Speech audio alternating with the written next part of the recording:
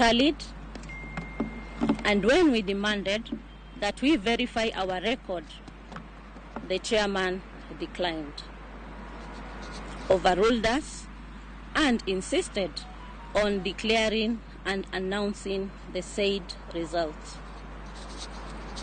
That, contrary to the Constitution and legislation, the results declared and announced did not indicate the total number of registered voters, the total number of votes cast, or the number of rejected votes, if any.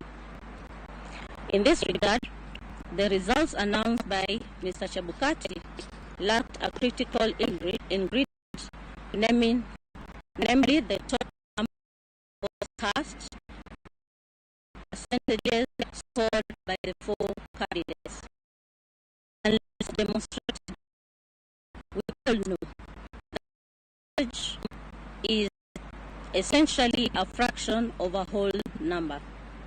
Hence, if, for example, the 7.17 million valid votes cast in favor of the winning candidate, as declared and announced by Mr. Chebukati, translates to 50.49%, then it was 50.49 of what?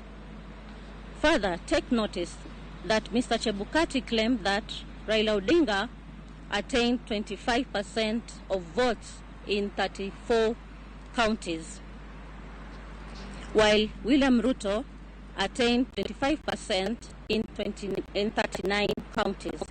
The question is, which figures in the 34 and 39 counties respectively constituted the independent variable to warrant the conclusion of 25% in 34 counties and 25% in the 39 counties for Raila and Ruto respectively? In the absence of a credible and verifiable explanation, we concluded that the process that went into generation of Form 34C, which he used to declare results of the presidential election, was opaque and incapable of earning our ownership and confidence. Number 3, guided by the authority of Maina Kiai case, petition number 106 of 2016, as upheld by the Court of Appeal in Civil Appeal number 105 of 2017 and affirmed by the Supreme Court of Kenya, we state categorically that the results of the presidential election held in August 9, 2022, declared and announced by Mr. Wafula Chebukati on August 15, 2022, belonged to himself and do not represent the declaration and announcement by Independent Electoral and Boundaries Commission. The Commission has to process the results before they are declared and announced by the chairperson. For the avoidance of doubt, let me quote the Maina Kiai case. It says, "We reiterate as we conclude that there is no doubt from the architect of the law, we have considered that the people of Kenya did not intend to vest or concentrate such sweeping and boundless powers in one individual, the chairperson of the appellant. The emphasis is that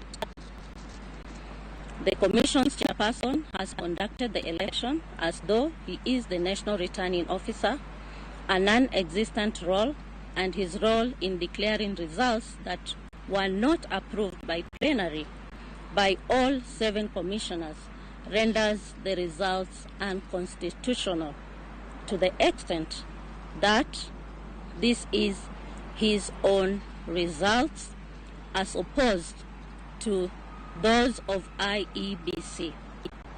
In keeping to Article 138(2) of the Constitution, there is no national presidential election in Kenya, but rather the presidential election is held in each constituency. Point number 4, that in contrary to the Constitution and legislation, by the time the chairman declared and announced the final results, results from certain constituencies had not been announced. This is our statement. We promised you a comprehensive statement, so here we are, and we are going to give it out to the media. Thank you. At what point did you realize that there was a fake? And do you have your figures that are contrary Yes. to the ones that were issued by the chairman? Also, why did you raise it? Can we take one by one so that... So can we deal with just 2 questions for the moment, please? Let me answer at what point did we realize the opaqueness? As I said yesterday, we have conducted the election and we did it to the best. We have improved in the processes as IEBC. We have upped the bar. We have considered all the stages and processes that are supposed to be taken care of. But come to the last phase, the tallying phase. As I said yesterday, that at the end, that there was opaqueness. Things were not being shown to the public. You've been there, even at Bomas. And the screens are supposed to show cumulative numbers of the presidential candidates' votes as they garnered, as we continued to read the results. Isn't it? The same was not displayed to the public, and the same was not given to the commissioners. Just like the public was not aware, the same, the commissioners were not aware of the cumulative results as the day goes by. So 2 days to the end, it was not given out. So you could not clearly say that we have tallied 10 million, and this 10 million, this is how it is distributed. We have tallied 15, we have tallied 12 million. How is it distributed? The public needed to know. Progressively, the same, the commissioners didn't know. Yes, what was your question? My question was, do you have figures that are different from the ones that were declared by the chairman yesterday? We have figures. How many constituencies and then why didn't you flag this issue earlier than bringing it up? Take it up.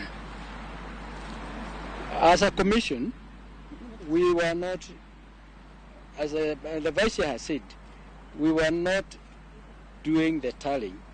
The tallying that was being done by our staff, technical staff, it was not known to the commissioners until the moment around 4:30, when Mr. Chebukati brought the result tabulated in the format. And he did not give us an opportunity to discuss the results. He just said, these are the results of each particular candidate. They have scored this and they have met the constitutional threshold, and therefore he is going to read the results. And he did not allow us to discuss to see whether there were any disparities. So as a commissioners, we did not have other results. Those are the results that we were supposed to have discussed before they are declared in accordance with the legal requirement. So we don't have, and we didn't have, because we were not doing any other results. It is those ones that he was doing. That is simple. So you believe that there would have been a difference from the Forms 34B that had been uploaded and ones that Kenyans had already tabulated through the process and the final results? We have given you the statement, and the statement has indicated 100.1%. The rest is for you to decide. We'll give you the statement to go and look at it. Yeah? We do not know the actual numbers, but even if you looked at the screen, before the results were announced by Mr. Chebukati, they were required to announce constituencies that had not been announced, There were about 20 or slated 20, between 20 and 30. We know that because Professor Ngurie was carrying the files to go and announce those results before Mr. Chebukati announces the presidential result. Oh, okay, so sorry, can we hear your question? Just one question. Ni muhimu. Ni muhimu. No. We have given her. We have told you that thing. Let me tell you. We are going to take question. Let me answer. We have said very, very clearly, and I want you to listen, that the final tallying of the results was not brought to the attention of the commission, so I will not be able to answer that question. It's only Mr. Chebukati who can answer that question for you. I have a question. Okay, Yes. another question? There's a question. The casted valid voted counts are casted from the kits. It did not reflect on the Form 34A. Did you realize that? Let me tell you, we have said what was announced. We are not taking ownership because it was not brought to our attention to look at them, analyze them, process them as it is required, even in the legislation. So I will not be able to answer that.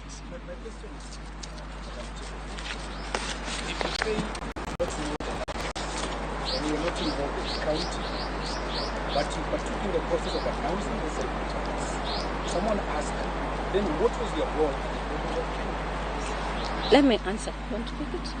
Okay, let me ask. Let me explain this. We announced the results from several constituencies, all of us, and all the members of the commission.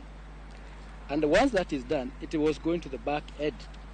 What we are saying that back end was the privacy of Chebukati, not the rest of the commissioners. And it would have required for him to bring that back end analysis to the plenary to discuss and look at the results and evaluate and see what has been done at the back end. That is very simple. So if you want to ask about that back end, then you can check with Mr. Chebukati. But let me expound on that, please. The issue that we have, and I want to make this very clear, with the process, is the involvement of commissioners in making a decision that this is the final product that we are giving to the people of Kenya. If that is not determined by the commissioners, then it remains the duty and the role and the responsibility of only one person.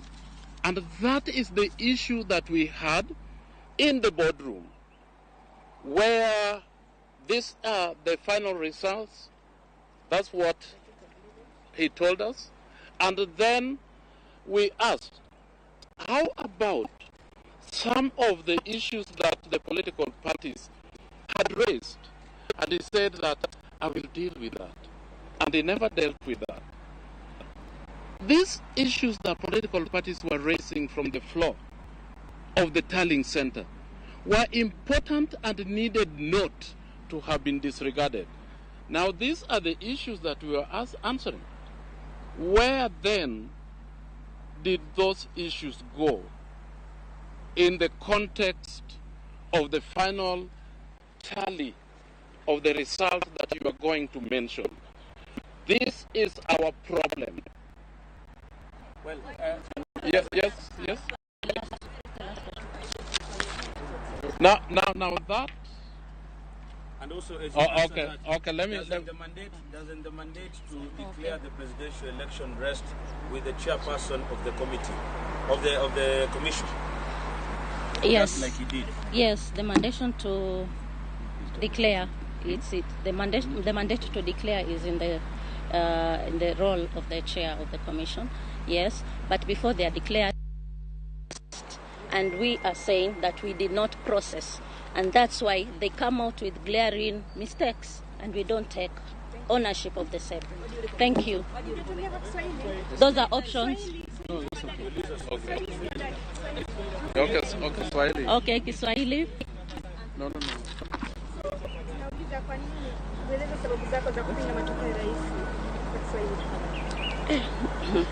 Si nikupatie kwa ufupi, na pia kwa nini mnasema kuwa hakukuwa na wacha tu niseme tu ile hoja moja kwamba katika ile tarakimu ambazo zimetolewa yale mahesabu hayaingiani. Ni vipi unaweza kusema umepata 100.01? Sote tulienda shule na tukiangalia 0.01, ukiangalia katika valid votes, hiyo ni kura 1140. Hizo kura tukiangalia jinsi mchakato umeendelea, ni kura nyingi sana ambazo zinaweza kuleta tofauti. Sasa sisi tumesema yale makosa kama hayo hatukuhusishwa, kwa hivyo.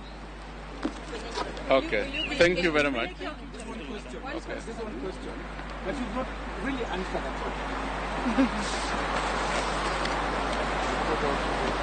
Fakeness continues. Hakuna mwelekeo.